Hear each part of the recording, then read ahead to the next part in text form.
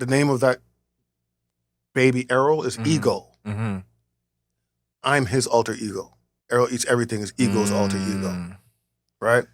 And so he's my Flavor Flav, the street element. Yep. Right? Yep.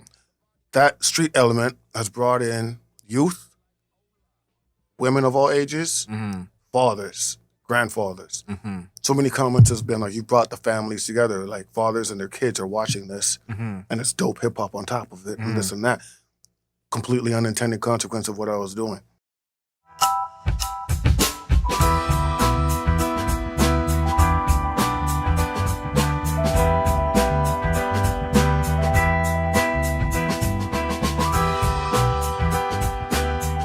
Here in The Cut, we challenge our guests to finish a tub of ice cream before the end of the conversation.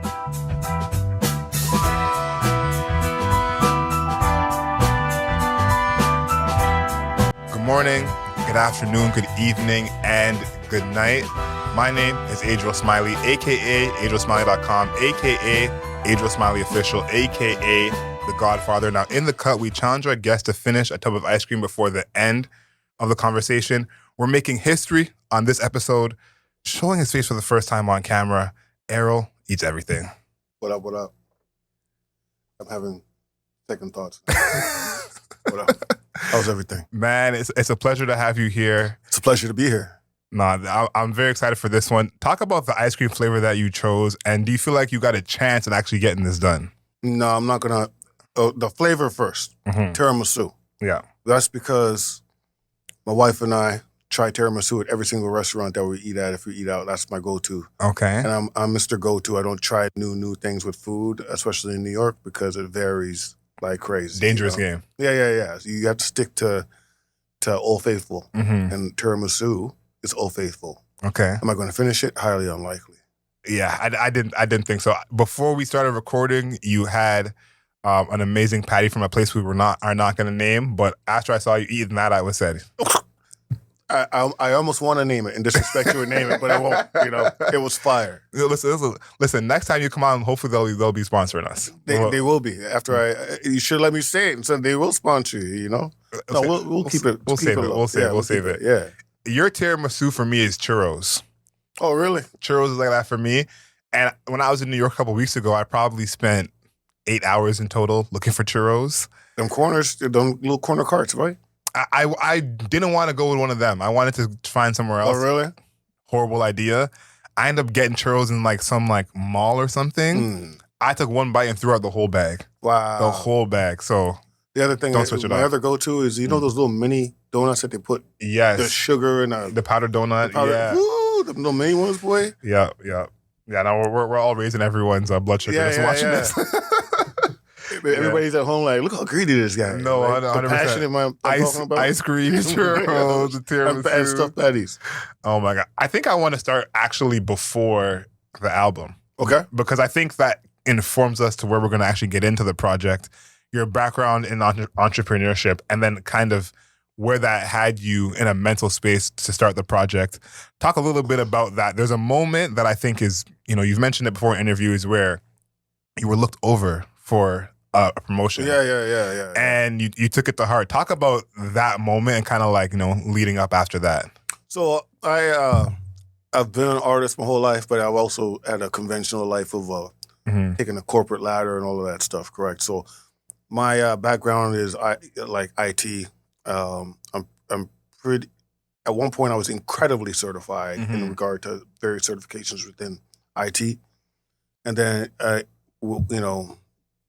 have my degrees, MBA, and all that stuff. Yeah. So I was upwardly mobile, and if you know me, I found out what my superpower was, and that is persistence. And so I wanted a goal of leadership, and I had pushed and pushed and pushed.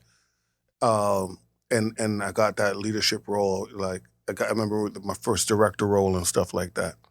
And however, I found upward mobility challenging. Yeah. And so it could be many things. It could be your personality. It could be the fact that you're a rather large black man. And a lot of people are uncomfortable around you and whatever. But what I noticed was I I would get praised for my work, but didn't get the compensation that paralleled it. Yeah.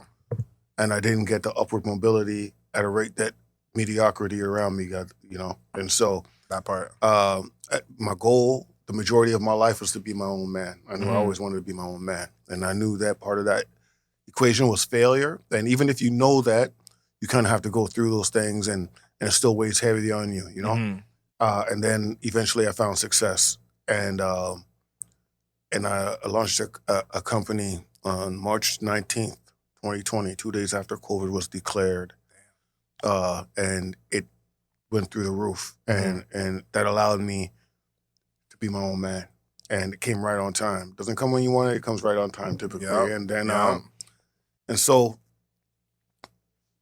one day I just realized, it might have been in April actually, I realized I'm in a position I always wanted to be in, because as an artist, typically you have a job and you're trying to do other things to make your art come to life. Yeah. And I was like, man, I'm in a position where I don't have to worry about this upward mobility. I'm my own man.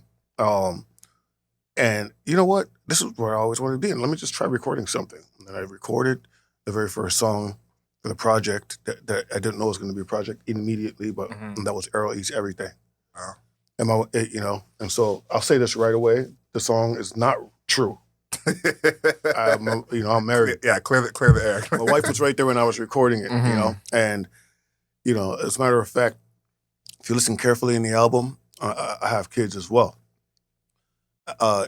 If you listen carefully, you'll hear background noise sometimes, and a couple songs you hear my boys, and just because I know I'll never have the silence that I need. Yeah. And I love to be around my family and the way I record and whatever. But anyways, that moment was a moment of clarity for me. And the last gig that I had actually inspired the first song in chronological order on the album. It basically, I got overlooked for a promotion. And the person that was there left, and then everybody was like, what? And it was logically that I was going to be the next person. Yeah. And some other dude that was actually there longer than me, but not as qualified as me, got this desk and new office and all this stuff. And something came across my screen and it said, I am less than I am in your kingdom. And I wrote that down. I printed it out, put it in big bold letters, I pinned it up. And then that ended up being the kind of hook of Kingdom, which is the first song after the interlude on the album as well. But what you were addressing, I believe, was me coming to the realization that I was my own man, and then I put me in a mind state to record the album of, I don't really need to subject myself to all the ills of the industry or whatever. I could just do what I want at this point in time, and I don't really have an agenda in regard to, I'm going to try to accomplish this, and this. I could just do what I want to make. Yeah, because I always think about that in terms of your story, because, like, imagine you record the album at a different time. I did record it at a different time than now, though. Definitely a different time than now, but just a different time in your life. You always have this, idea in terms of knowledge of self. But I think he's talked about the time when you're like, I'm my own man right now, so I can do what I want. And I think, like, recording the album in that time is almost a power in itself. Yeah, I would definitely agree with that. It was, it definitely, I felt free in the process. I think it took me like 6 weeks. Yeah. And it just poured out of me, because of the mindset and I was in at that particular time and coming to that realization. So yeah, I would agree with you. Talk about the recording process and you and Furious going back and forth, because I think now a lot of people, when it comes to making a project, some people are of the idea of the more time it takes, the better it's going to be. And I think, you're clearly an example of that's not true. So talk about your recording process, and then for anyone who thinks like that, any kind of advice for them? So I have a nomadic background. I have Canadian history. I have a New York history. I have a Las Vegas history behind me. I have a Texas, Dallas, Texas history. And basically, the process is as such where I ran into Clarence Joe and Furious Evans. Yeah. basically the Ballad of the Brute song. Clarence Joe and Furious were a group called The Chapter, Okay. based out of Las Vegas. And when I got to Vegas, I joined that group. Okay. And that was the first time I was in a scenario where people were checking us, flying us out. I was like, oh my gosh, it's happening. You know what I'm saying? And I have a rapport with Furious, so I've known he's the funniest guy on earth, and he's also, we're so similar mentally, you know, that we don't have to communicate everything. But in the recording process, he still lives in Vegas. I live in New York City. I've been in New York for a long time now. And he would just send me the music, and then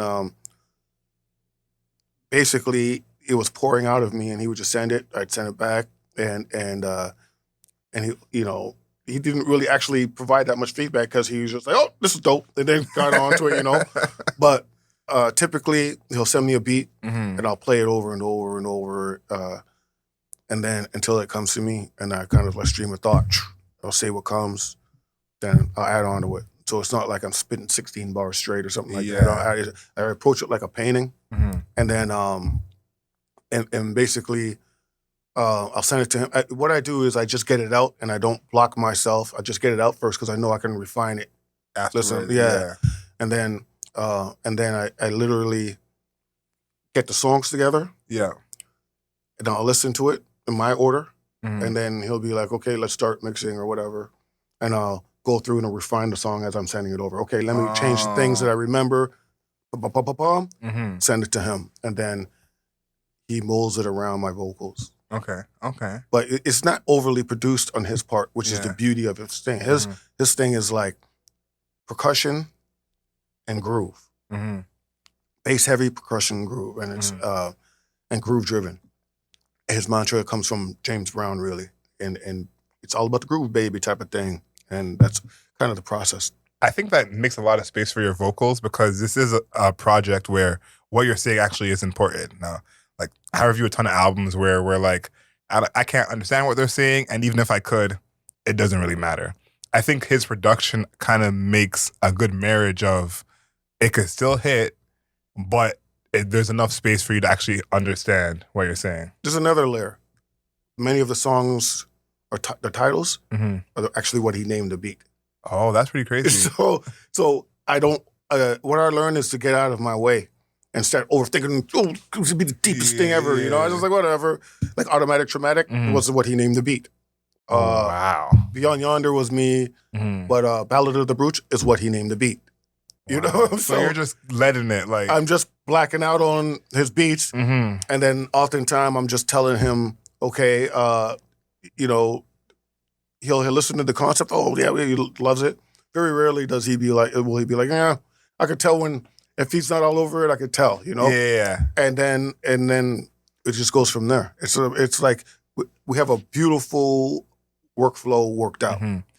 I think this is kind of crazy because artists are notorious overthinkers. Yes. You know? Yeah. And I think like what you just said about like that's the name of the beat, that's what it is I've seen some of your comment sections where people are like having deep conversations or deep feelings in the comments about, you know, your songs and what they're called. And I think, you know, it's almost sometimes the artists think if I don't think that deep, then they're not gonna feel that deep. So just to kind of see that relationship between you and the fans. People just make shit up, man. They make things up all the time, and they provide their own barriers. So that mindset that I have in regard to that came from entrepreneurship and my e-commerce stores. Yeah, and it just told me that get out of your own way, right? And it also told me that people will tell you what they want. Facts, right? They don't necessarily know what they want, but when you give it to them, and their comments will tell you what it is that's going on, what it is that you want. And that's what you provide to them. So that's what I'm going to provide the next go-around. We're not going to get to the next go-around just yet. We're getting there. Understood. Let's go back in time a bit more, take a trip down memory lane to your relationship with, in terms of knowledge itself. Because I think on this project, there's so much gems you have in there without being preachy.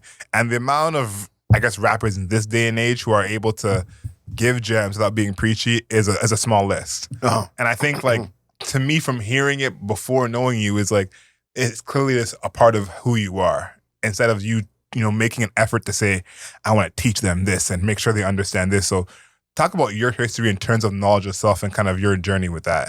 In some earlier interviews, I said it was because I listened to this particular person at this time.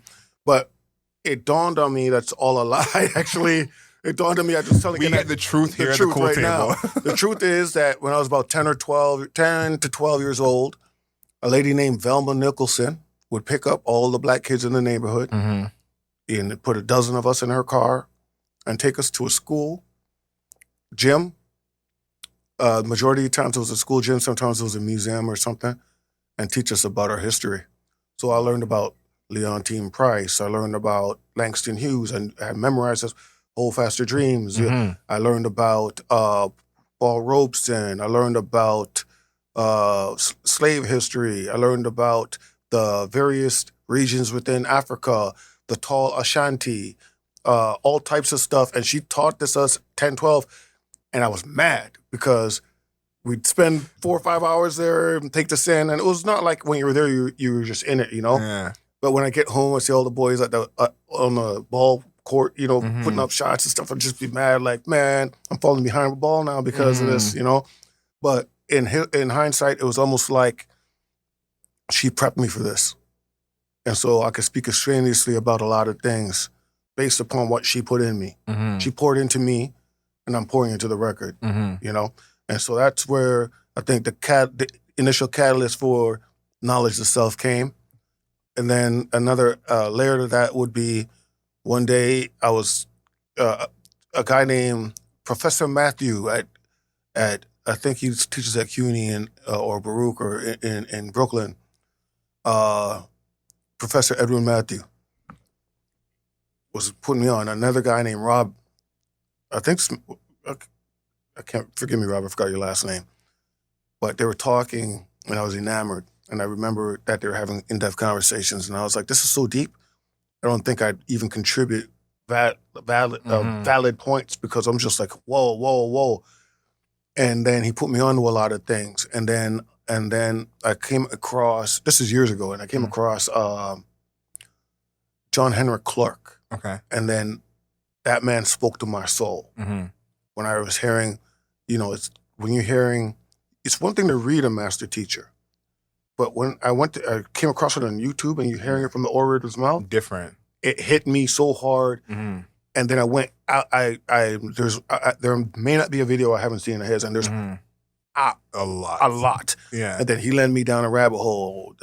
Yosef Ben Yakinen, Ivan Van Sertima, Sheikh Anta Diop, all these things. And it was just like it was I just caught fire. And it was, and then, once you have acquired that knowledge, it is like, it's on you to retain that knowledge and do right by it, and you kind of have a responsibility to yourself at that point to do that. It's like your duty. It's your duty. That's what I was trying to say the whole time. It wouldn't come to me. Thank you. Now you had to share the knowledge. Now, when I knew that we were going to chat, I know someone who knows you, and I said, what can you tell me about Errol? And I talked to your nephew, K-Riz. And, did not know that you were his uncle, first of all. That's news to me. Changes diapers. What do you mean? Yeah, man. Crazy.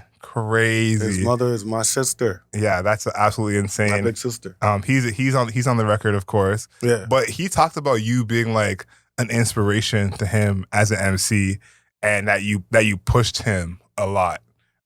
So first, talk about what you've seen from his growth, because he's a legend in his own right. So I was just being honest in his uncle. I'd be like, it's almost cool. You know what I'm saying? When there's an athlete and your dad never tells you, your dad never tells you, that's a good job. Oh, you could be better. You didn't do the, it was like that. It was cool. Well, you need to work on this. I feel like this is what I'm getting from this particular song. Try this. Sometimes he listens, sometimes he doesn't. And then I remember I recorded demos with Dart back in the day, Dart Malone. And he listened to it and he rinsed that tape over and over and over. So I think I was his initial catalyst to jump into rap or hip hop. all he knew about me was that and football, you know? That's it, yeah. And then and eventually he got nicer than me, you know? And so that's a big claim. It's my nephew. No, that's a big claim. I appreciate that. And then I was recording, and then I sent it to him. 2 days later, he sent it back. And then he's like, "What about the hook?"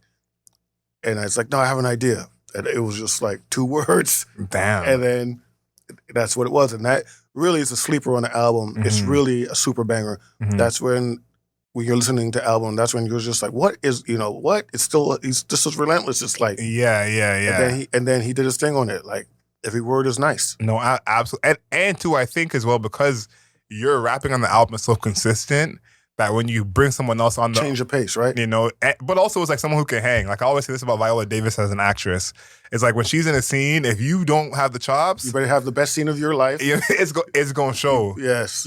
So I think that's where it really stood out, is because it's like, when you're all together on the track, it's like, okay, no one's really falling behind here. It's a change of pace, but it's still at the level. Yeah. Yeah. When I sent it to him, I was like, you think you can hang on that? And I was being sincere, actually. I could tell his reaction. It's like, well, man. Boy. 2 days later, he sent it back, right? That you can hang on that is crazy. Yeah, those fine words. He's super talented. He could sing too, right? Yeah. And his vibe is more... Melodic, right? Yeah. And so that's why I was sincere when I said that. Like, it's just something, And he took a little bit of offense. It's like, what? I took offense back, for like, him. hold that real quick. Yeah, I would take offense too. I took offense for him after the fact that you even said that. You said before that you make music for you, that you're not thinking about the people listening or like what they're going to think. You're making music for you. Yeah. Is there a song on this album that is more for you than the other songs? Yeah. It's my favorite song on the album, Energy. And tell us why that is. It's a complete, I was just vibing. And the way it came out, initially touched like the places that touched me and helped mold me, just shelling them out. I addressed, my mother dying. I addressed when I was a child.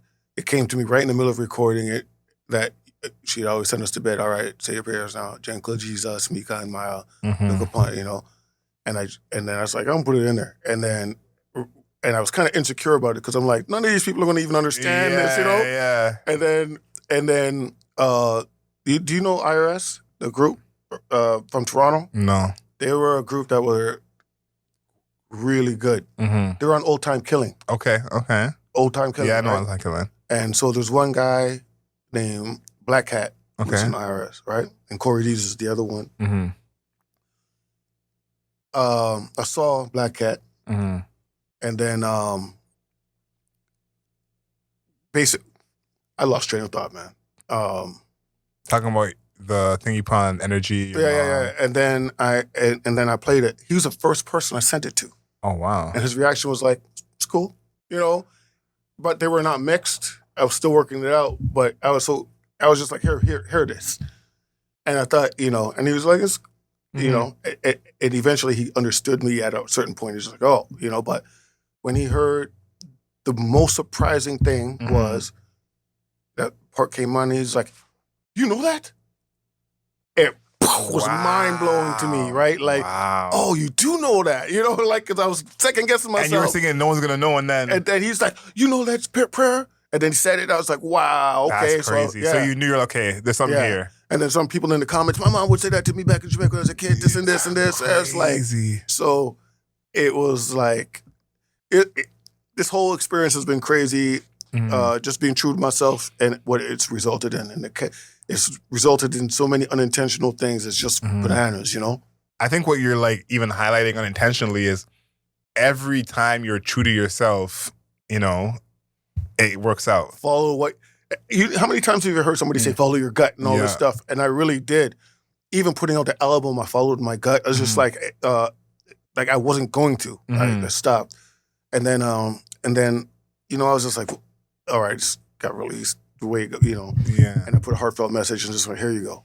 And then I felt like the things that have happened, I almost felt like this whole scenario is divine. Yeah. I feel like that's almost like the universe and music together, because so many times when an artist says like this one song on the project was like more heartfelt than the rest. And that's a song that blows. I remember I was at an album release party and everyone was like kind of vibing, but you know, mostly just talking over the music. And this one song came on and everyone was like, yo, play that back. And then I spoke to the artist after the fact and he goes, that's the most heartfelt song. I almost didn't put it on there. My mom didn't want me to put it on there. So I feel like the universe always rewards you. When you have those moments where it's like, it's not logic here, it's just my gut doing this. So here's another one. I had to hit up Furious and be like, nah, I'll put the song on the album. I recorded 17 songs and all 17 are on the album. Now there's not an extra spare anywhere. Damn. You know? And I said, put this one on there though. There's one that wasn't, and it was Round and Round. Oh, wow. And that was the one that bust out things for me. Like, that's crazy. And I would have never thought that. Like, next thing I know, like, you know, I think Shady was playing it and other XM stations and Round, like all the songs. Like, you know what I'm saying? And people love that song, and it was just like, okay, you know, and that's my I told you so to Furious, you know. Yeah. But yeah. So you have a shout out to Ajax on the album. I just want to shout out Ajax while you shout out Ajax. Big up Ajax, yeah. Because big up Ajax. But I want to talk a little bit about this line you have on Mind. Because Mind is one of those songs that I probably liked more my second or third time listening. I was like, okay, like, I think I was sleeping on this one. You have a part where you said, living life like a slave was too costly. Talk about that, because that's one where, like, you can take that any way you want to take it as a listener, but I thought that really, really hit. So that's the very last line of mine, I think, right?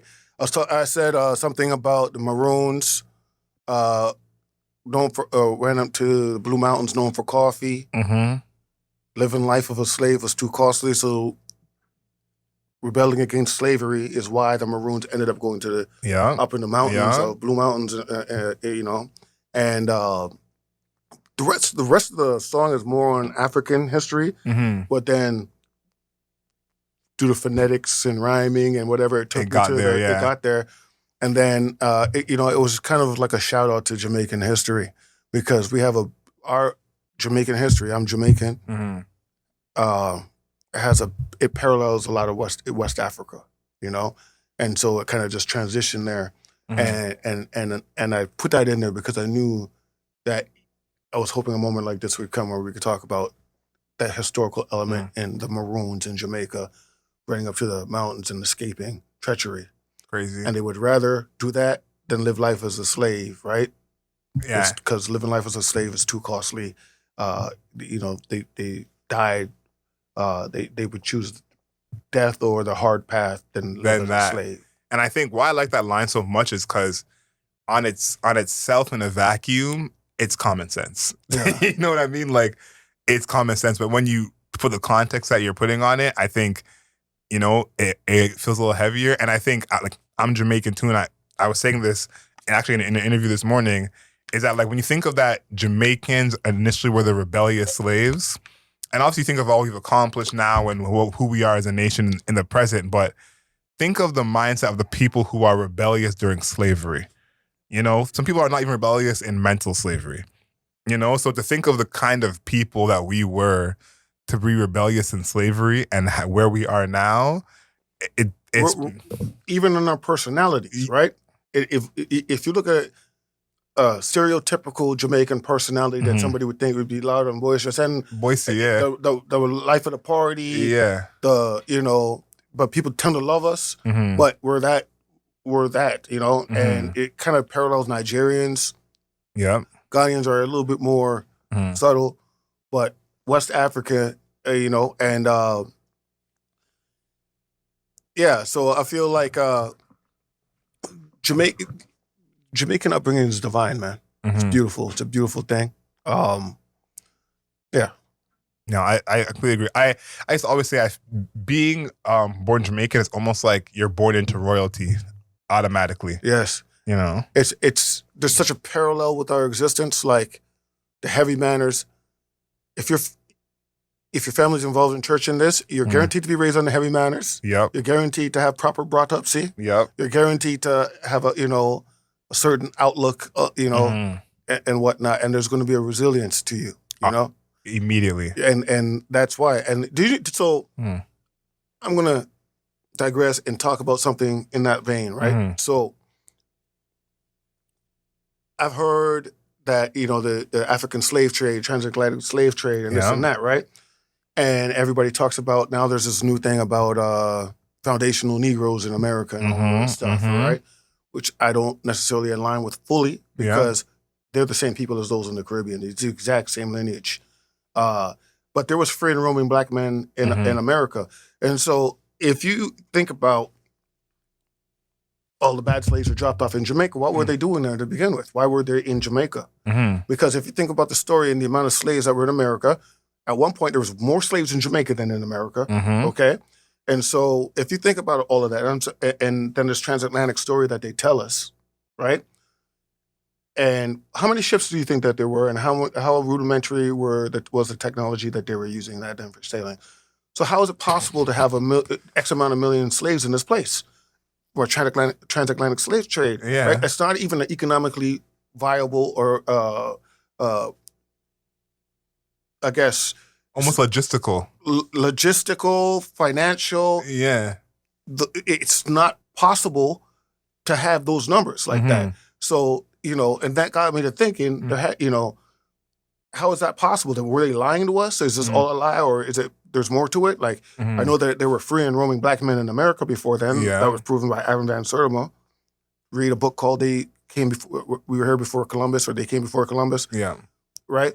And then the truth is, the Caribbean, they dropped off rebellious ones in these areas, and there's slaves all over the Caribbean. Yeah. There was, and really, for lack of a better term, that was like nigger farms for America. Yeah. Right? And so instead of making this transatlantic story that they're telling you, they did do that, but and they went and dropped them off in the Caribbean islands, and really that was like breeding ground for them, and it's a little quick journey to America. Literally. And then Brazil, So that's just in alignment with saying that they dropped off the rebellious slaves 100%, and stuff like that. 100%. That's our roots, man, and it's in who we are. We look at what we talawa, Yeah. And I think the triumphant nature of us, I always think about that, of like how small the country is, and our impact around the world. Like around the world. I said the culture, like what? I said this earlier. I'm like, you got to understand, like, dancehall and reggae is a country's music, But if you could hear this in any country you go to, and think about how many countries you have been to, you don't know what their country's music sounds like. Thailand, they're playing reggae. When you pull up at the hotel, they're playing reggae. Japan, Hawaii, like everywhere. I've been to many countries, and reggae's played. Every Caribbean island is reggae, even though it. The foundation is not there for them, but it's everywhere. And I think like that's the thing I realized personally over the past few years, which I'd never thought of before, because when you just grow up with the music, it's just always there. It's around. You hear that barbecues, at jams. It's always there. And then as I got older, I said to myself, if I go to Albania, I don't know what Albanian music sounds like, but an Albanian person knows what Jamaican music sounds like. Yeah. And I think like that's something that, again, because it's just a part of the world at this point, we take it for granted. But I think that's like a cultural thing where, for example, like hip hop is technically quote unquote American music. Now, Kool Herc's Jamaican, and we don't got to go into more how great Jamaica you're is. Set off these foundational Negroes of America. Yeah, I was going to say, let's leave it. Let's leave it. But I think that's something that, we almost take for granted because that's just been how things are. But how many countries have, like, again, a national sound that is played all over the world? You go to, resorts in other countries, they're playing Jamaican music. They're not playing and also dominate a particular sport over and over and over and over, being track and field. Come on. It's amazing what the accomplishments of that little place has done. It's going to be a whole different podcast. Let's continue. All right. I want to talk a bit about the visage and the little baby you have with the chain, the altar. Talk about that for someone who's unfamiliar. They may have just seen that, and then now they're seeing you actually, speak on camera. But what was the idea behind that? Who created that? Just kind of go through that a little bit for us. I recorded the album. I didn't give the visuals any thought. If I know myself, I wouldn't have put my face on the cover of that album either.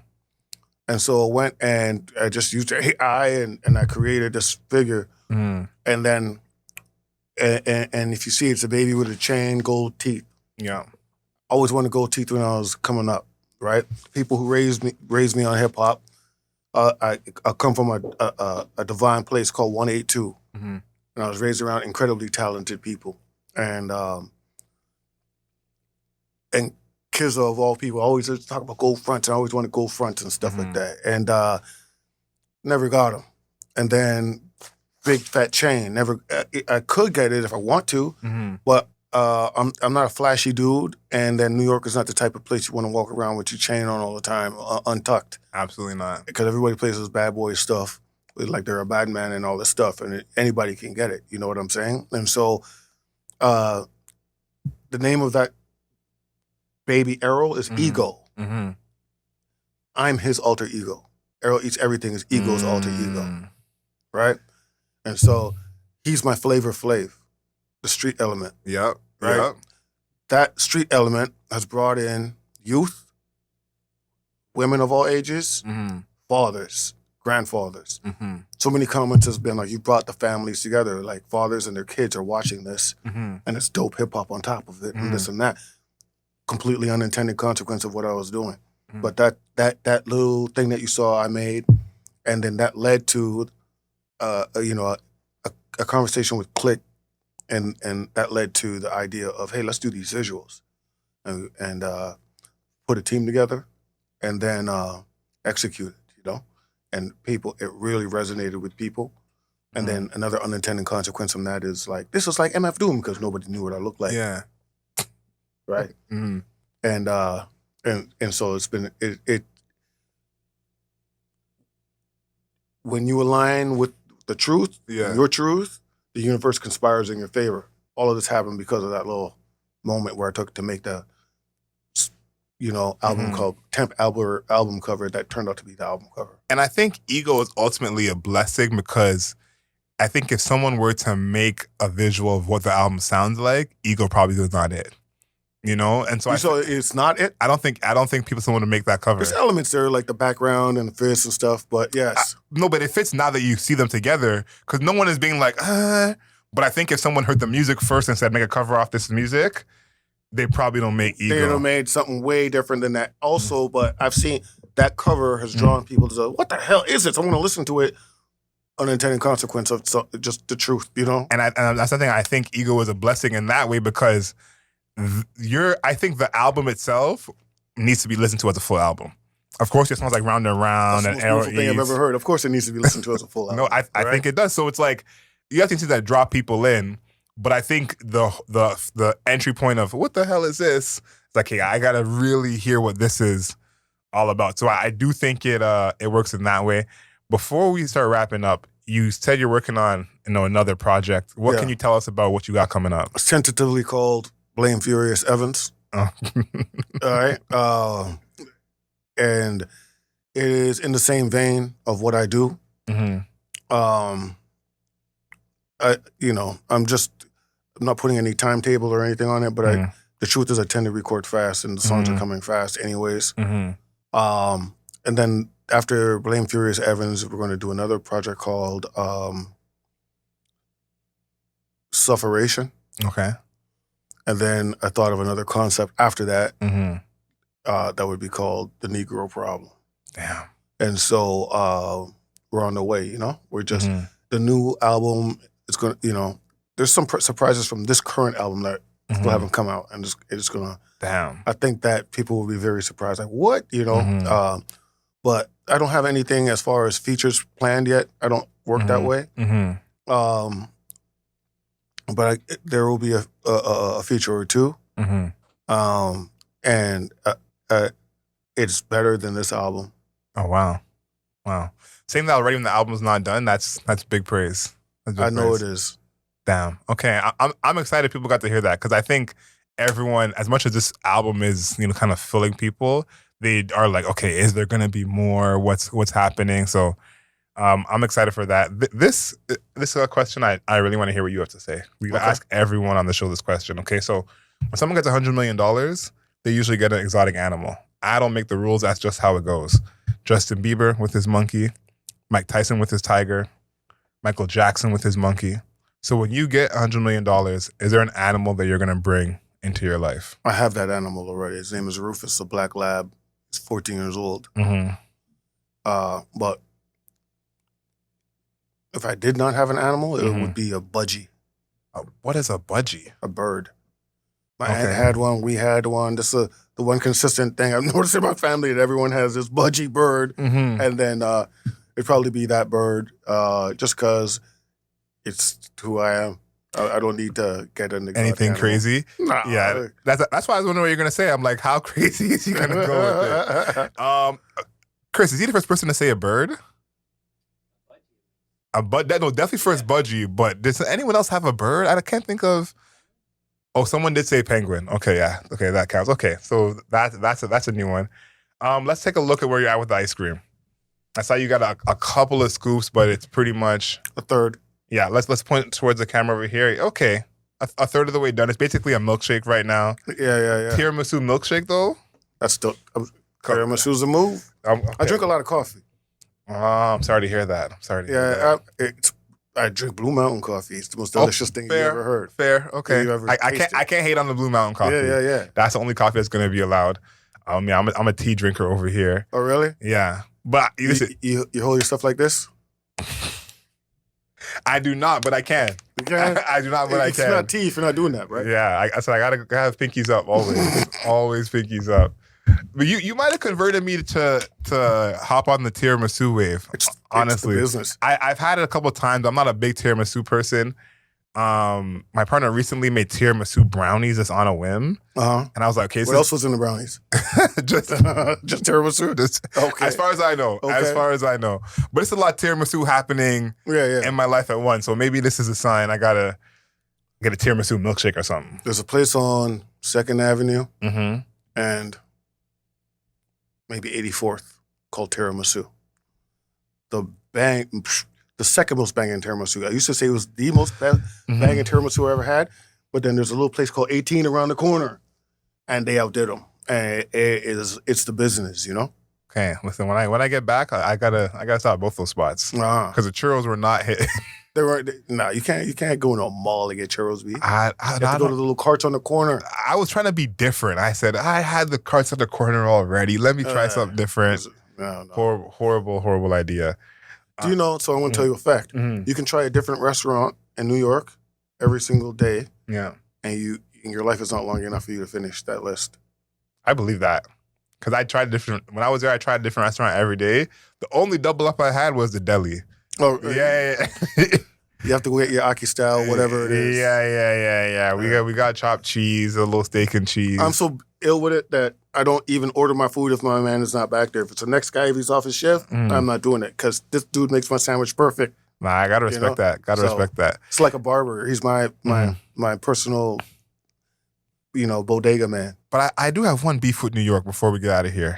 One beef. What's that? So one day or 2 days in there, we bought blunts and they charged us an outrageous price. Yeah, if you buy it in the city now, there's an ordinance now where it's, I want to say 18, 20 bucks, like some ridiculous. I thought it was a joke, or I thought you don't like black people in your store, like what?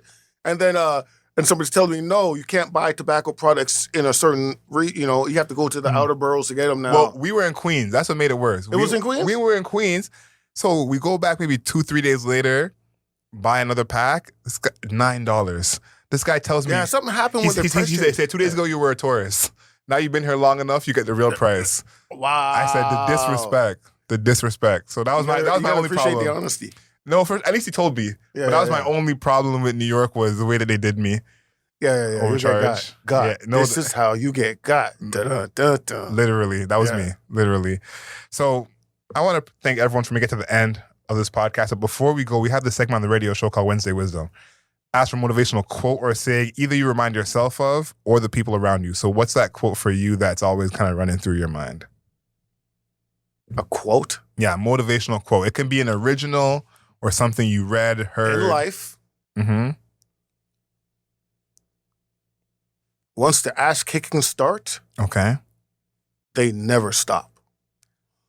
The ass kickings never stop. So I tell my children this. If they never stop, what has to change is that you must adjust to that ass kicking that's never going to stop. You can make it break you, or you adjust to and adapt to that current situation and keep it moving. You have to learn how to deal with those persistent ass kickings and still keep it moving, because if I drop the ball, they don't have what they have, right? That's a serious one. I have a similar quote that's maybe less aggressive, but I like how you put out the ass kicking. It's like life doesn't get easier, you get stronger. You know, similar to when you lift weights. It's like the weights don't actually get lighter. You actually just get stronger. The pain is weakness leaving your body. Yeah, but the ass kicking, I think, is a good way to put it as well. When life starts kicking your ass, it never stops. It doesn't stop. Just enjoy it until the ass kicking start, and then understand when it starts, it's never going to stop. You know? Yeah, that's an interesting message. Message. If you took anything away from this podcast, ass kicking never stops. That's how I found my superpower, persistence. No, and I think that's something that everyone can kind of follow and try. I want to thank you for joining us, honestly. Thank you. We made some history today, so I really, really appreciate it. Yes, of course. If you want to find us on YouTube, make sure you subscribe to us, like this video, leave us a comment. The Cool Table Live on YouTube, The Cool Table Live on Instagram. If you want to hear the radio show, every Wednesday, 11 a.m. Eastern, 12, 8 a.m. in Toronto. And until next time. Wait. You're not going to allow me to plug my Instagram, B? Who doesn't know your Instagram? Go ahead. Instagram and YouTube at Errol Eats Everything. ERROL Eats Everything. Thank you so much. If you did not know that by this time, I'm not even going to say nothing to you, but Errol Eats Everything everywhere. And if you guys haven't already, listen to the album, please, and thank you. You'll love it. And until next time, know yourself, know your worth.